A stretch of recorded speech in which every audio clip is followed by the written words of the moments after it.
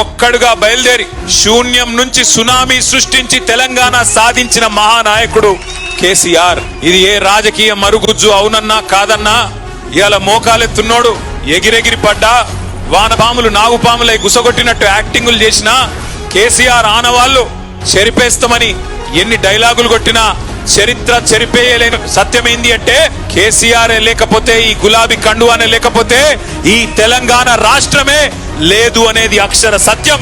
ఇది ఎవరు అవునన్నా కాదన్నా వాస్తవం. కేసీఆర్ గారు ఎంబడి నడిచిన ప్రజలు ఆఫ్ కోర్స్ లక్షల సంఖ్యలో నడిచినారు, ప్రజా సంఘాలు కలిసి వచ్చినాయి, విద్యార్థులు బలిదానాలు చేసినారు. కానీ కేసీఆర్ నడుం బిగించి మొదటి అడుగు వేయకపోతే ఆ తర్వాత 14 ఏళ్ల చరిత్రనే లేదు. కానీ ప్రారంభించినాడు ఏముండే? మనీ పవర్ లేదు, మజిల్ పవర్ లేదు, కులబలం లేదు, ధనబలం లేదు, చూపెట్టే మీడియా లేదు. ప్రతికూల శక్తులన్నీ తెలంగాణ వద్దని కోరుకునే శక్తులందరూ హైదరాబాద్ లోనే అడ్డాబెట్టి ఎట్లా నడుపుతావో చూస్తాం, తొక్కి పారేస్తాం నిన్ను అని ఒకవైపు హుంకరించడాలు, మకల ఉట్టింది పుబ్బల పోతది అని శాపనార్థాలు.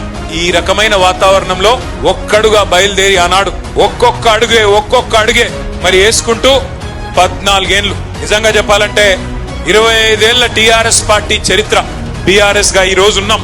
చరిత్ర చూస్తే 3 పాత్రల్లో కూడా విజయవంతమైన ఒకే ఒక్క పార్టీ.